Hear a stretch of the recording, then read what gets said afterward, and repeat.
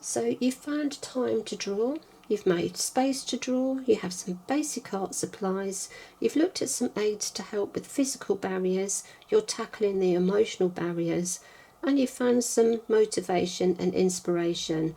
You've started your daily drawing, and that's great. But now this is where the fun begins. We can add to the art supplies and we can really move forward. Now, in my first video on art supplies, I mentioned my pens. I forgot to say that these were all water-based pens and they're permanent, but I did add a note in the description box. My everyday pens are always permanent. So they are really great. And there's my ones that I use all the time. I also mentioned ballpoint pens and some sketching pencils, which are ones that you do not dissolve with water. So moving on, you can look at soluble pencils. Now both graphite and coloured pencil come in soluble form as well, with different ranges, and you can tell by the little brush on the side that these Derwent pencils, the sketching and the Inktense, are both water soluble. Now sometimes you get pens, they don't actually say they're water soluble, but water-based pens, if they're not permanent, can be dissolved with water. So have a look at through your pens. These are great little colouring pens when you're starting out. So if you do have water-soluble pens, you're going to want something to actually use with them. So you'll need some sort of brush. Now these brush pens, the water brushes, are really popular. You fill the chamber with water, you have a brush at the end there, and that's all you need to carry with you or to use at home. But of course you may prefer to use some traditional brushes. Now I always use synthetic brushes, and I found the Pro Art brushes are really good, but you will need some brush cleaner and you need to care for them carefully. So you might want to add a little palette of paints. The Derwent do some great little palettes. This is the Inktense one, it has everything you need, but you can get lots of little watercolour palettes as well. But if you're going to use watercolour, you will need to use your 250 GSM or higher. A 300 GSM watercolour paper is even better. With the pencils, you can get them from little tins of 6. I bought this because I wanted to try doing some portraits. I'm so bad at drawing people. I have tested them but haven't really used them. So this is, I am going to try. So the colour soft Derwent are great. I also like the Faber Castell. So you can get a little tin of 6, you can get a tin of 12, 24, 36, 72, even 100, but even a professional will tell you you're probably not going to use 100 pencils. So whatever type of pen or pencil you want to get, just try one to start with, see if you really like them before you invest in a larger set. Now with your pens, oh my goodness, there are so many types of pen. You get dual markers like this. This is the Zig Art and Graphic Twin. They're lovely. You get the Pick dual markers, which are really great. The Pick pen's obviously my favourite. So you get a little, well, a fine liner, but it is quite a chunky fine liner, 0.8, and a chunky brush pen. Or you get the pens that just have a slimmer brush pen. My Pick brush pens, lots of different brush pens. Fine liners come in all sorts of colours and thicknesses. We've also got some micron pens here, so we have so much choice.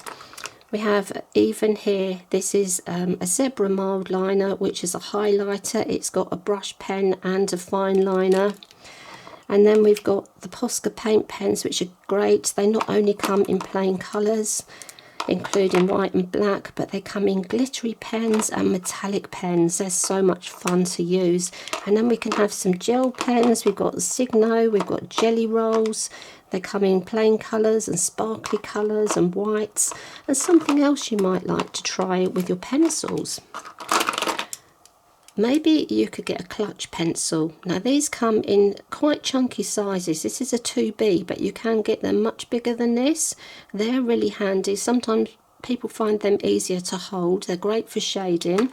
Or you could have something like a precision pencil, which has a very, very fine lead in there, graphite in there, very, very tiny. And that's great for very fine details. So the next thing you're going to be looking at is adding to your sketchbook collection. So this is a Strathmore Mixed Media, a vellum surface, a 300 GSM. I really like that for coloured pencil. That's really nice. You might want to try a plain Bristol board with your pens, because that gives you some very fine detail. This is something I really especially like here, is the paint on paper. Now it comes in all these different colours in one pad. So you have all the colours there. That's really nice, and all of these pads of paper do come in larger sizes as well. A pad of paper is great if you want to take out a picture and frame it or give it to someone. You don't really want to take pages out of your sketchbook, although you can. You may want to try a different type of sketchbook or a journal type of sketchbook, and these are quite fun. The Strathmore visual journals, they come in a Bristol smooth, a Bristol vellum, and various different types of paper. So that's something you could try. You could also move on to A4. You could try with your smaller sketchbooks filling a whole page with one picture first, see how you get on, and then you could try a much larger picture page to fill a picture. So you don't have to do a whole picture in one day. You can just do a little bit of the picture each day. It's entirely up to you. The other thing you might want to do is actually blend your colours and experiment with your colours, and maybe do some mixed media where you're adding some pencil onto ink. Now you can do a very simple drawing like that where I'm blending some pens. You can just do some lines and some colours and just enjoy some sparkle. You can do a Zentangle type picture with some colours, and just don't plan, just draw. You can make your daily drawing quite complicated like this with my Bonnie.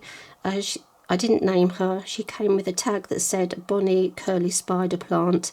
You can barely see her pot anymore. She's gone crazy. She was fun to draw, but I had to really concentrate on where all the leaves were going. Working white or colour on black, that is so much fun. And here we are blending some pens and trying some different pens. My hand was very wobbly here. I just let the wobbles go. And here I'm trying to add some different definition and some colour with some fine liners. It's really just do whatever you want to do. It's entirely up to you how you want to do your daily art. Your art book is entirely yours. So the thing to do now is to carry on practicing. Practice as much as you can and just have fun.